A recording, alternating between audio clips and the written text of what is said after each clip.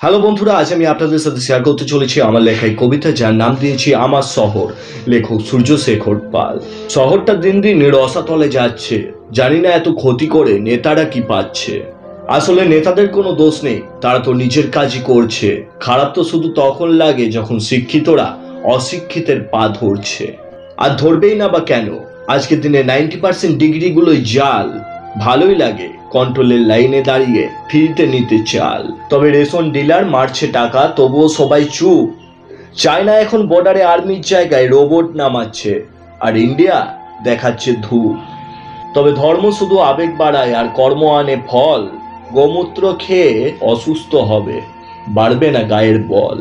তবে দেশের নেতারা দেশবাসীদের অশিক্ষিত রাখতে চায়, তাই তো শিক্ষাতেও এখন ট্যাক্সের পরিমাণ দিন দিন বেড়ে যায়, যাতে ধর্ম নিয়ে লড়বে সবাই আর তারাই করবে রাজ।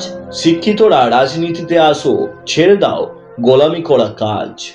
কারণ আমার শহর তোমার শহর এখন শেষ হবার মুখে। চলো এবার হাল ধরবো সবাই বুক ঠুকে। বানাবো আমরা নতুন শহর, যেখানে মূর্খের সংখ্যা থাকবে জিরো।